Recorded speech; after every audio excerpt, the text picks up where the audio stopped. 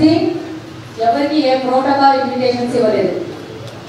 ఎవరికి ఇంట్రెస్ట్ ఉంటే government programme వాళ్ళు వచ్చి పార్టిసిపేట్ చేశారు.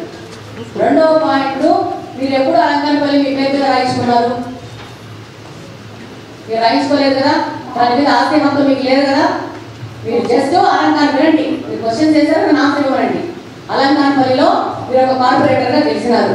మీరు కూడా ఉన్న 50 మంది కార్పొరేటర్లలో మీరు కూడా ఒకరు. ఫినిష్ చేయండి, డోంట్ ఇంటరప్ట్ మీ. ఫినిష్ చేసినాక మీరు మాట్లాడండి.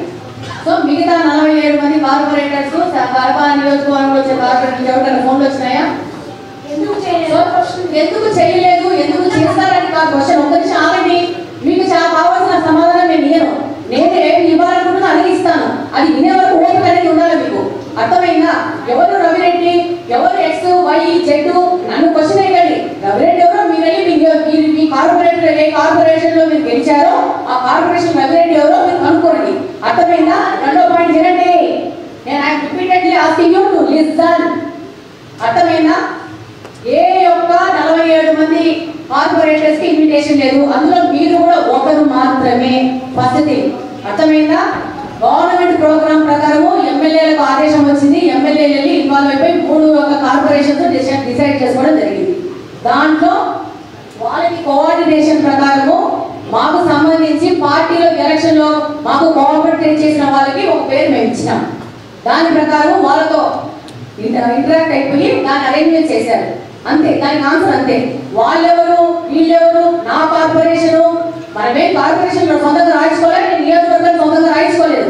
మీరు కార్పొరేషన్ ఒక కార్పొరేటర్, మీకు ఇంట్రెస్ట్ ఉంటే గవర్నమెంట్ ప్రొసీజర్ లో మీరు పాల్గొనాలనుకుంటే ఇంట్రెస్ట్ వచ్చి పాల్గొంటారు. నా ఇంట్లో పెళ్లి కాదు, మీ ఇంట్లో పెళ్లి కాదు మీకు ఇన్విటేషన్ ఇవ్వడానికి.